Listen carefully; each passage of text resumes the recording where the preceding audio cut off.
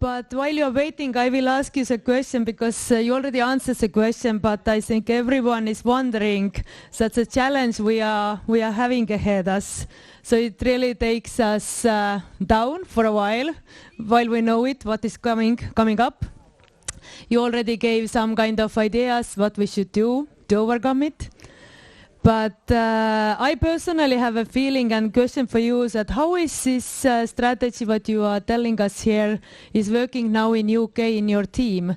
Because we have a team here and we have people who are really like interested to do something and encouraged to do. But still somehow the work is not enough to impact the bigger picture. So do you have any good suggestion for us? How can we accelerate it? So to say. Well, I think we accelerated through working together. We actually have to unite and find ways to work together, and which is why the Better Way principles is proving to be very helpful. Just 7 principles about how we get along together, because all the different groups have got a different focus, and there might be some that don't really wish to work with others because they think, oh, well, by working with those people, we might, it might impact our reputation or something. Well, we need to get over that, and we need to realize that it's us against them. We have to work together, and we actually, we amplify our message by working together. Martin, could you also come down? Thank you very much, Tess. Thank you very much. And I'm really looking forward to your conference. I try to come. I hope some people from here will join me. And let's work together. And we made agreement with World Council of Health already. I think it's almost 1 year ago or something. And when we found you, we found that it might be very useful networking. And let's keep it up because we have no choice. And we would really like to do it. Okay, Martin? No? Okay. So maybe we start. And this was also the question from one of our doctors, in fact, who asked me already in advance because she cannot be here. Huh? Oh, you're translator? Okay, yeah. So what is the individual impact, or how can the individual person contribute to this kind of movement? Because we know that we, us as medical people or lawyers or scientists and political people, but how can the regular person to contribute to the movement? Do you have any suggestion for that? Because yeah, I guess this is the way we should move on to really like to be able to give the opportunity for everyone to contribute somehow. Is that for me? Well, yeah, for you probably, because you see the bigger picture and you have the experience on that already. Yes. Well, we certainly need to remember our humanity and our humor and realize that every one of us can make a difference by small actions every day. So we need to withdraw our support of these corporate bullies in small ways. Whether it's not shopping at the big supermarkets and rather supporting local communities, planting trees, growing your own vegetables, using one's mobile phone less and less. Pushing back against cell phone masts that get erected in your neighborhood. We really need to do everything we can as individuals, and that will amplify, across, and it's basically the power is in the people. So each and every one of us needs to take action. Yes, thank you so much. So everyone, here we go.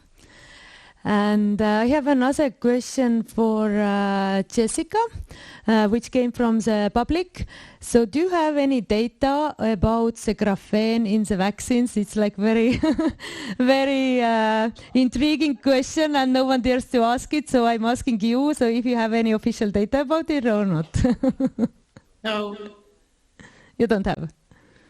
Okay, good. No. Then we have the answer, at least what is known by now, or? Okay. So, and there is one more question from the public, that when we saw the figures from Martin about the excess deaths after the vaccination in all, or not all, but in many countries.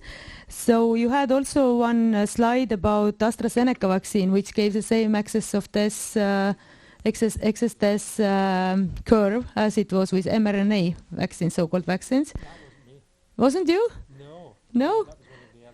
Okay, so it was somewhere that AstraZeneca, it was in England, wasn't it? Someone said that it was from England, and the question was that what could be the similarities or the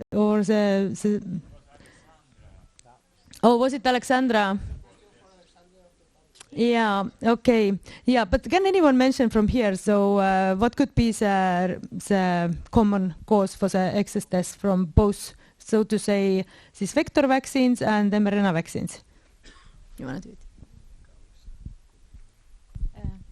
Being an immunologist, I think the worst effect of the vaccine is how the immune system reacts. It's a new, very particular way of activating the immune system, and this actually attacks your own body, so your body will be attacked by the higher dose vaccine. The more times you administer the vaccine, the larger damage. And if you have damage, you have a lot of problems depending on where this damage occurs. It can lead to blood clots, it can lead to different kind of inflammation processes, it leads to oxidative stress, and this method of inducing is actually new and very special. I think that is, and both the AstraZeneca vaccine and the mRNA vaccine is introducing this Th1 mechanism, as it's called, that is very dangerous, and you cannot stop it. That's the problem. So that's how I feel. And the more times you administer this type of vaccine, the worse it gets. Yeah. I can just add to that. I think, Helen, I mean, spike protein is toxic. As far as I know, this is the first time a vaccine's ever been produced where you express a full-length functional protein on the surface of cells. I mean, we don't even know it's all on the surface, but and also spike is a trimer, so you need 3 copies of the protein to fold together for the protein to be exported and appear on the cell surface. And then it's a fusogen, so it is designed to fuse cells together. So 2 bags into 1 bag. It's in a conformation that's its pre-fusogenic form, and that's because of some mutations that's put in it, but I don't think anyone's ever tested. I've never seen the data that shows that it doesn't fuse cells together. So I think, if you express spike too long in whatever form in cells, it's bad because it causes damage. And that happens when you have COVID infection or SARS-CoV-2 infection, but it happens with unrestrained expression of the protein. And then, there are all these other content, the things that Jess talked about. We don't know what's in the vials. There are so many things there. They've been made in such a rush and without any liability for the manufacturers. They're dirty. So immediate toxicity could be due to reactions to PEG or some contaminant in the vials. But longer term toxicity, I think like Ann-Katrine said, it's more likely to be immune related to long-term expression of spike. Yeah, I can just comment. I think also some short-term damages might also be related to immune system, because to have a very strong immune response on for a long time is actually not healthy. The immune system is often down-regulated as soon as possible because it's damaging. It's like a self-destructive weapon. You destroy parts of yourself that is a danger. So it's not healthy. Anyone else wants to comment something? Okay, then I have another question for you, and maybe you can, or someone else can also respond. But about immune system downregulation after all these shots what we have got. So are there more data? Because I think the IgG4 data, it came out like a few months ago. Is there any additional data or anything you could add for that? Do we have any larger data? No, but I know that it's a normal mechanism that if you have too strong immune system, it tries to downregulate. It is the normal way to downregulate a very strong reaction like this. So, but I don't have any data yet. I'm referring to the IgG4, and also at the Stockholm conference, Van der Boche presented some other things that was a little bit scary for me about the antibodies, if they are not too binding too good to the target, could actually facilitate this process also. But I am not really into all of the details. I have to buy his book first to read all the details, I think. But it was a very scary thought, I think. But it will be interesting to follow, because if you get tolerant towards virus infection, that would be scary. What can happen? Yep. I don't know.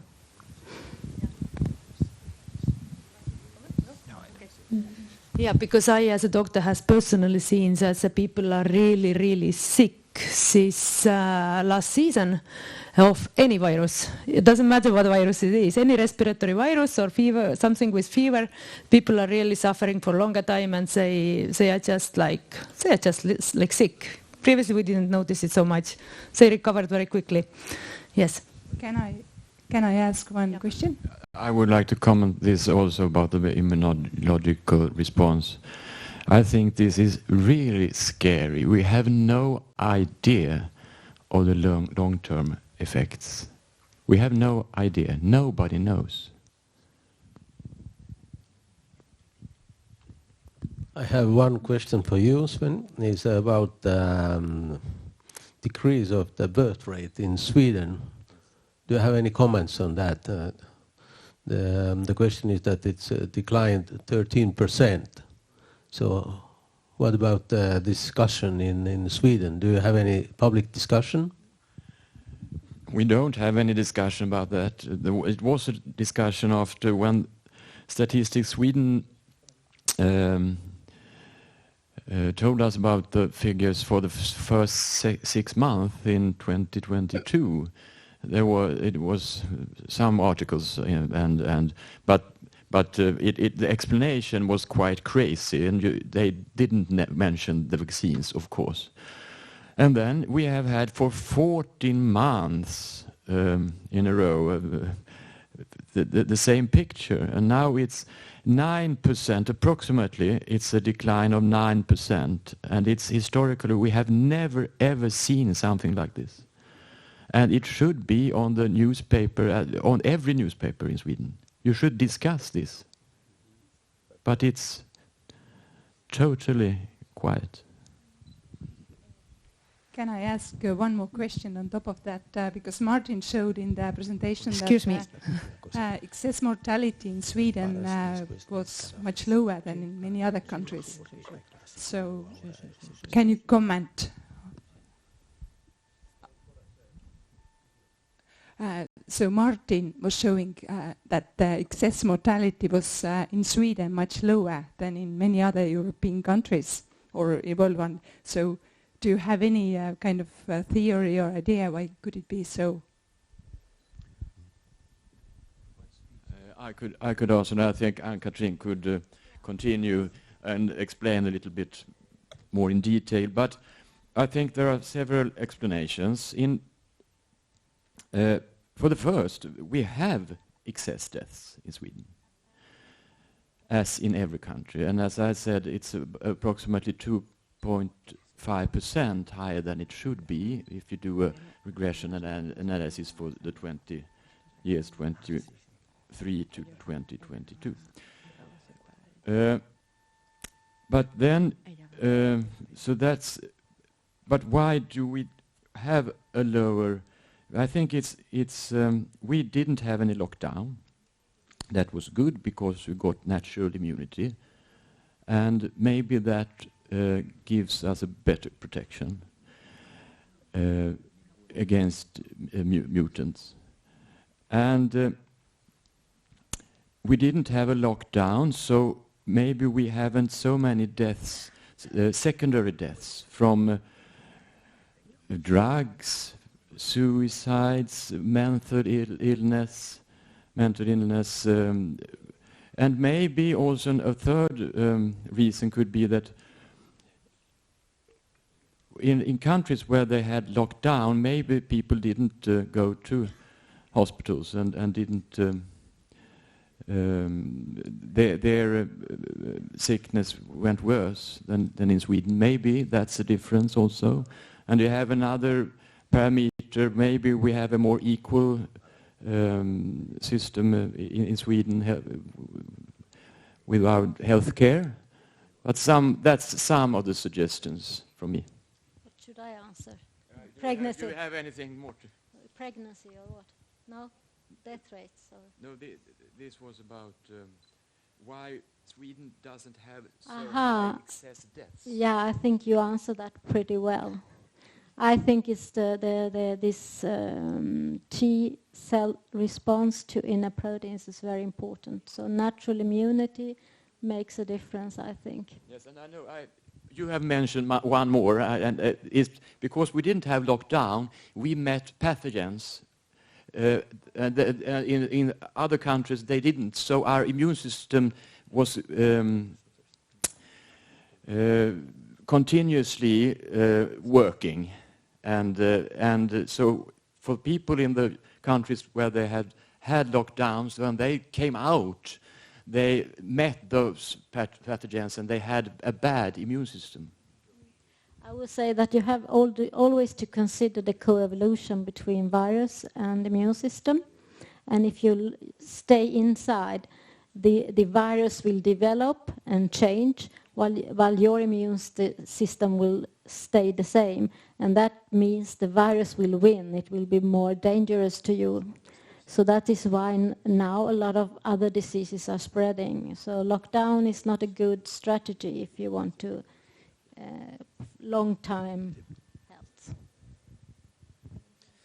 I think one thing that worries me about this is that, I mean, in many countries, they have the data to look into this. They have set up vaccine registers.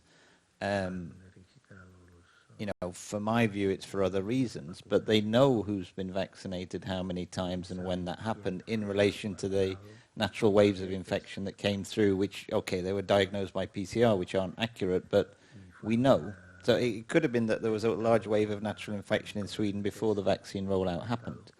Or it could have been that less people took a third or a fourth vaccine compared to other countries as well. So all those things factor in. And the sad thing is that data is out there on an EU scale. They're trying to set up this EU health data system, which will take all health data in the EU. And, you know, those things could be looked into, but nobody's interested. Okay, thank you. Me gustaría añadir una cosa al respecto de lo de la tasa de natalidad. I would like to add something concerning the rate of natality. La tasa de natalidad ha disminuido la fertilidad en toda Europa, en todos los países sin excepción. La tasa de natalidad ha disminuido en todos los países sin excepción. The rate of birth has diminished in all countries without any exception. La causa es la proteína spike que se une al receptor AC2 y disminuye la unión es lo que expliqué antes. Proteína spike junto con el receptor AC2. The spike protein together with the receptor AC2. Sorry, I'm not a specialist. Alteración del sistema renina-angiotensina-aldosterona. Wow. Bueno, angiotensina 2. A ver si te ayuda. Angiotensina 2 y la angiotensina 1,7 no existe. Angiotensina 1,7. Dilo así. Yeah. Angiotensina Angiotensina 1,7. You want me 1,7 to doesn't explain exist. it because I know this stuff. Okay. Y por tanto no hay una ovulación correcta, ni los ovocitos humanos se producen y no hay una producción de hormonas femeninas. No hay una producción. There is no production of feminine or hormone normally.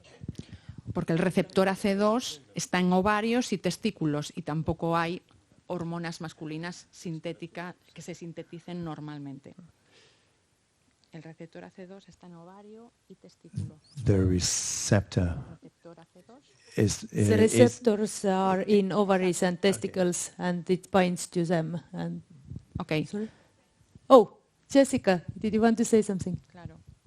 No? Oh, no, I was just trying to say that if you need someone to say the thing about the renin-angiotensin-aldosterone system and the conversion to angiotensin 110 or 17, then I could do that. But never mind, it's already Okay, done. but we can take it some other time because this is not medical public here. So, but basically, it's a kidney regulation system for vessel dilatation and contraction and hypertension and so on. Yes. Right, it controls blood pressure, basically, and electrolyte levels. That's it. Natalia? Yeah. Simplemente eso, que ya está explicado científicamente la infertilidad femenina y masculina provocada por las vacunas COVID-19. Está ya explicado científicamente. This explains in a scientific way the infertility of Femenina y masculina feminine and masculine por las vacunas COVID-19. due to the COVID vaccine. Claro, ya está explicado. Y en relación al grafeno, Pfizer no dijo que había grafeno en los viales y en las vacunas. And concerning the graphene, Pfizer didn't say that there was graphene in the vaccine. Pfizer dijo que habían utilizado el grafeno para unir la proteína spike al receptor en la fabricación y comprobación de las vacunas como soporte. They said that they used the spike, graphene in the process of manufacturing the vaccine. Para sujetar la proteína spike al receptor en el microscopio. To sustain Para sujetar, para unir el soporte. to sustain in the product de proteína spike con receptor. The spike protein with a receptor. Yeah, so the Pfizer has said that they have used graphene to make the spike protein more adhesive to the cells. Pero no dijo que había grafeno en las vacunas, lo había utilizado en la elaboración de la comprobación de la vacuna. They didn't say that it was in the vaccine. They said that they used in the process of the elaboration of the vaccine. Yeah, and that's why might be the information which has come out that they have found some graphene. What is it? Now I can say traces in the people's different tissues. Okay, thank you, Natalia, very much. Yeah, but now Thank you. Now I can give word to Martin. Martin wanted to comment something, and then we had another question for you about the excess deaths in Eastern European countries compared to Scandinavia, for example. So can you explain it somehow? What could be any kind of correlation, or did you see something in your studies? Or because Alexandra also shows the same graph for us, like our countries in this region are like bigger mortality than in other countries. Yeah, there's still some mysteries about excess deaths that I don't have an obvious answer for. Of course, I'm simply looking at the data. I'm simply looking at the data and not I'm not a virologist, I'm not a microbiologist, I'm not an immunologist, so I can't give a coherent set of explanations. But given the huge number of variables involved over all of these countries, it's very, very difficult to identify absolutely clear patterns for mortality. But, except for one observation that I keep making, that they're all running hot. They're all exhibiting excess mortality to varying degrees when they really shouldn't be after a so-called pandemic. There's lots of myths and open questions and puzzles and conundrums at all stages in the last 3 years. Earlier we were talking about, a few moments ago, talking about Sweden and what makes Sweden so special, apart from the obvious, ABBA and all the great music, etc. But the issue with Sweden is quite puzzling, because the discussion earlier today was around discovery of SARS-CoV-2 samples throughout the world in different geographies, different places at different times, but all preceding the advent of the pandemic. And around that, there's been much discussion about natural immunity arising from early exposure to SARS-CoV-2. So if people have been exposed to this virus much earlier, then I would have expected, given what immunologists tell me, that they would have developed a protective ability upon re-exposure. But nevertheless, what we're saying for the Swedes, or any country that suffered lockdown rather than the Swedes, they lost that protection that they might have gained in 2019. That puzzles me. I just can't make sense of that. So I suspect that there's some parts of this overall jigsaw that really we haven't got answers for yet, including the disappearance of the flu. Now, we don't trust PCR necessarily to be used correctly in diagnosing COVID-19, but we've all been quite happy to accept the explanations for why the flu disappeared. That's another founding myth of the pandemic that makes me scratch my head. So if anyone's got any answers, if the flu's hiding here under any of the seats, or you kept it up your trouser leg or something, then please let me know. But it's a puzzle. Thank you very much. And I have a question to Sylvia. Yes, Tess, go ahead. May I speak? I think the elephant in the room is really that we have a brand new technology that was rolled out globally with very little data on safety. And the excess deaths, you cannot discuss excess deaths without saying, well, the first thing on the list that we need to exclude is that these excess deaths are due to these COVID injections. We've just published a peer-reviewed paper looking at the platform itself. And prior to the use of this mRNA platform for the COVID injections, there was a handful of studies, 10 studies that had been done. They were early phase studies, phase 1, so just a handful of people in these studies, and the technology had never progressed for use as a vaccine beyond those early studies. And then suddenly COVID comes along and they say, oh, not only are we going to use it in a small test group, or in animals, we're going to actually roll it out to billions of people. So what can one expect if one rolls out completely experimental new technology across the world? It's pretty obvious there's going to be some surprises.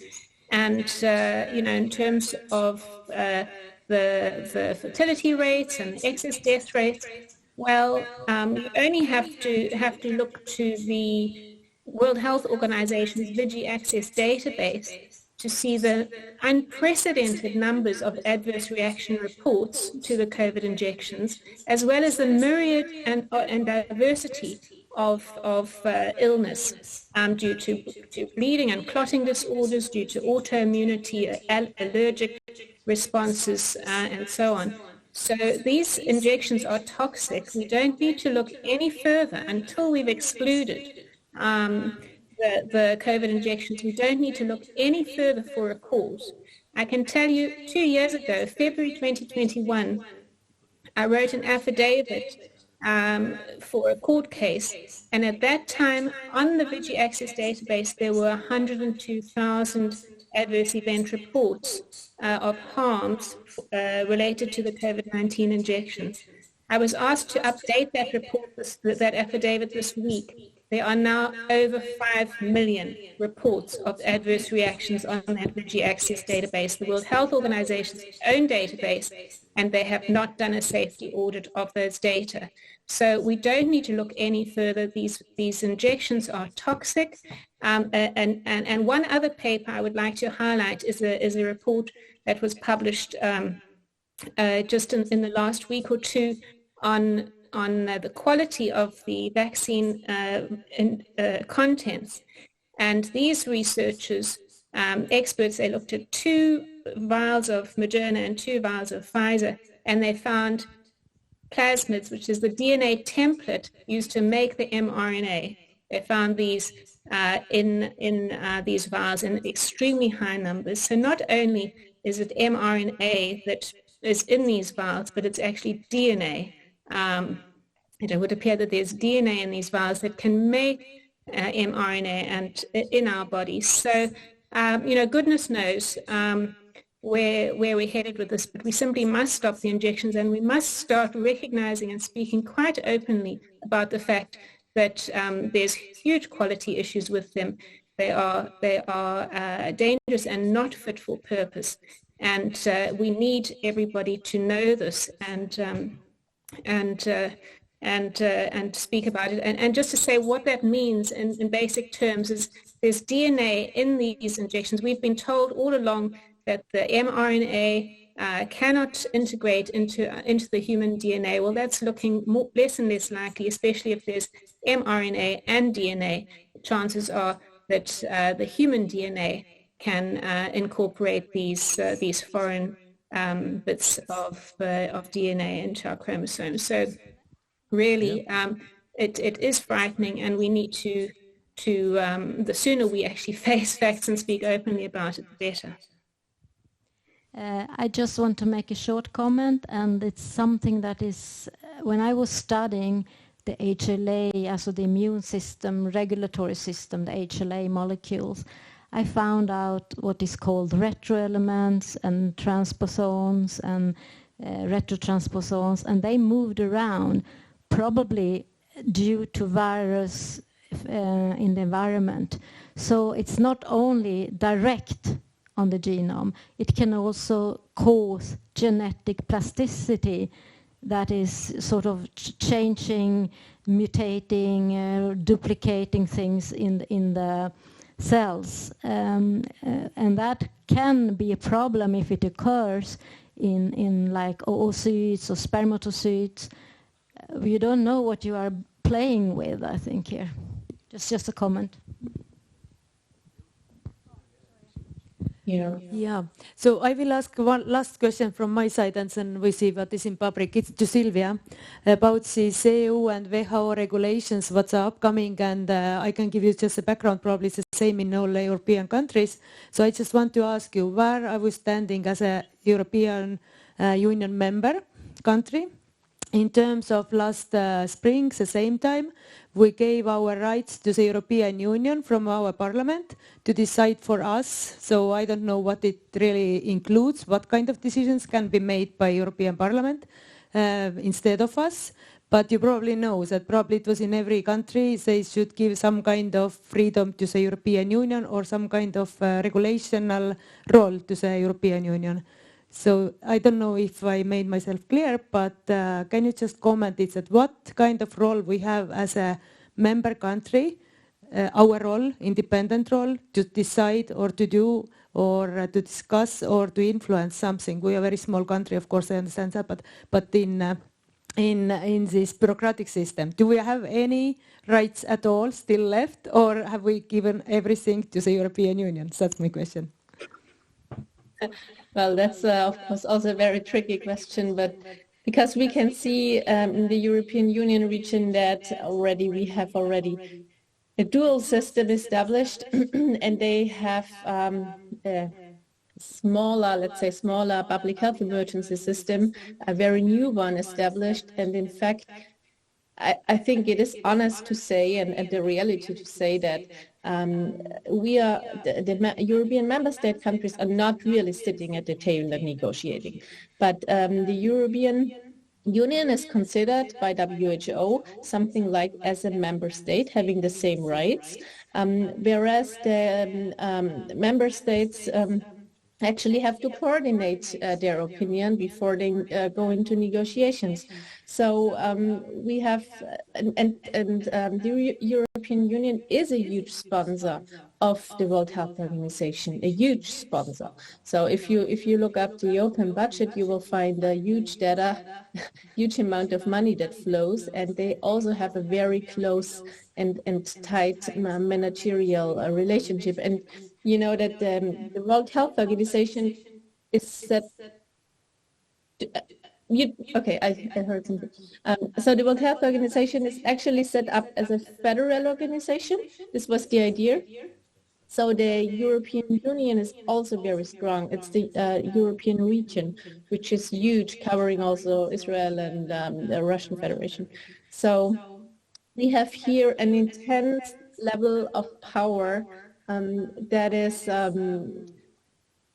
that we have to address, and I think we can address it. Yes, that's actually your question. We can address it, but we have, this is at least one solution, we have to put the politicians in defense. So we do not only have to, disclose their things, the first step, and second, we have to make them answering the questions. Why do they pursue this concept of emergencies? This is not a medical concept. The concept of emergencies is opposed to the regular model of public health. So we need to step back. I think if they get disclosed and if the public opinion starts to erode at one point, they have to step back. But at the moment, we have the European Union can declare a public health emergency. They have established a HERA called Health Emergency Preparedness Authority, something like that, for medical countermeasure measures. So, and we have seen what the European Commission does, and also we have to address the issue. The European Commission, what many people don't know, is actually authorizing the organization. It's not EMA, it's not the European Medical Agency, because this is only making a recommendation to the Commission. The Commission procured the vaccine. The Commission declared, let's say, emergency, a fact, kind of, and they are the highest authority of pharmacovigilance. And then they are also the authority of competition. So we have an authority, something like the Director General in one person, which is not appropriate for a democratic institution, and we have to disclose this bunch of problems. But the people should get hurt. Thank you so much. Nii, kas on saalist küsimusi? Jaa, küsiksin, et I would like to ask from Swedish colleagues. So Swedish scientists and authorities, they had a courage to take a different approach in terms of lockdowns. So they didn't lock down the society completely. And also they were avoided, they didn't divide the society with the vaccine passports so badly. But my question is that how come they still believed that these two, for instance, two well-known pharmaceuticals, hydroxychloroquine that has been used for 65 years and ivermectin that has been used for 35 years with very good known this kind of side effects and everything that had been safely used, how they kind of believe that these two drugs turned to toxic ones just during the pandemic? Well, I think that there are different authorities. We have the Swedish Public Agency, and they didn't want lockdown. And in Sweden, we have a tradition that our authorities have a lot of sovereignty.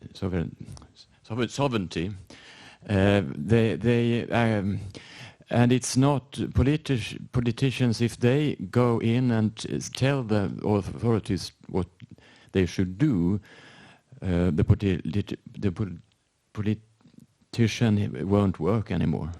It's illegal.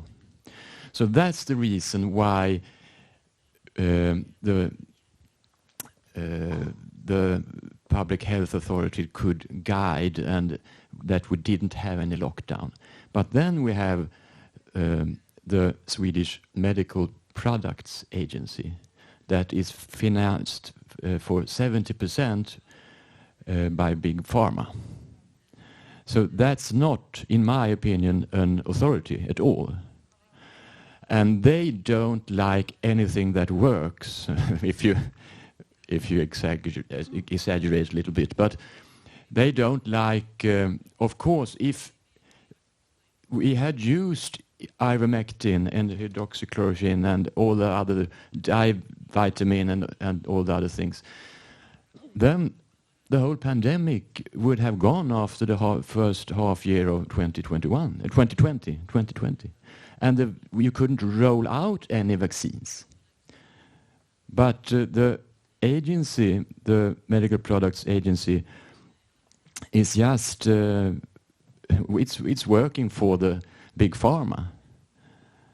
I think that's the reason. I don't have.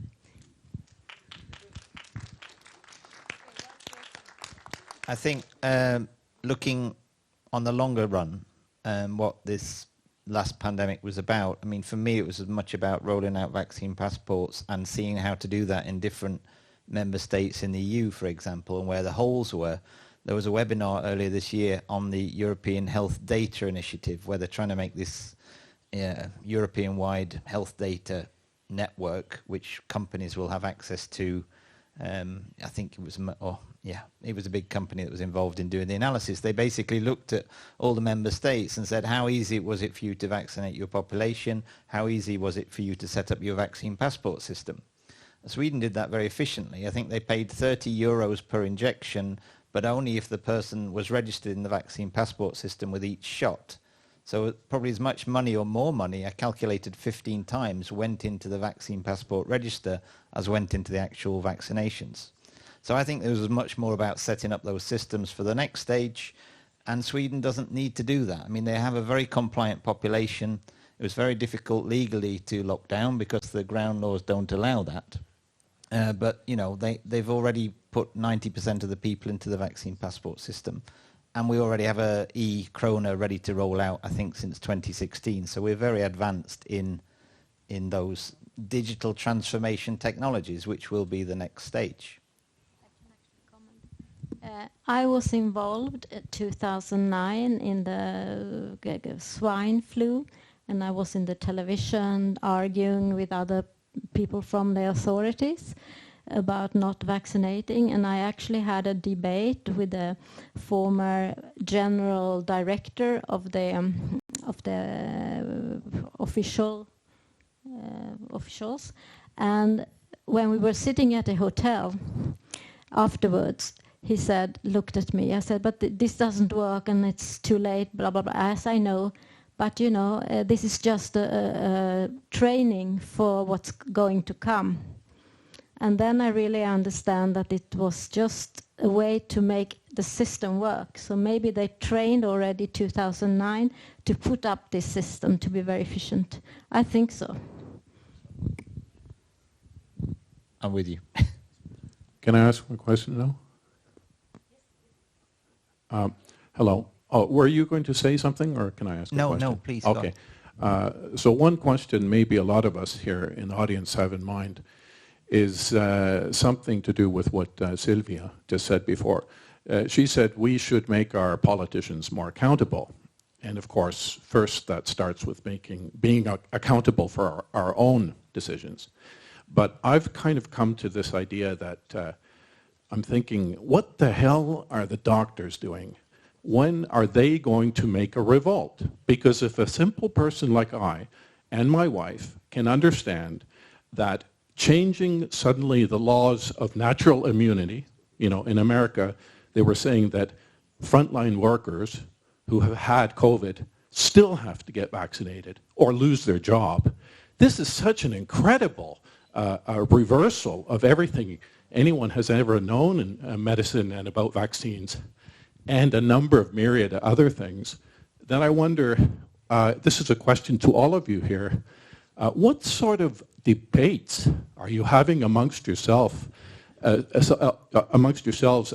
doctors and academics and people like this, where you're really wondering, when is there going to be a revolt against the system?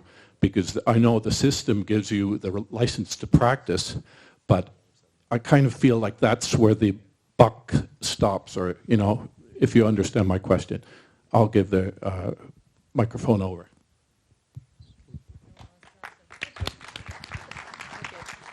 So I can take the first round. So yeah. Oh. Jessica. Oh yeah. Can I answer? Yes, or go say ahead. Something?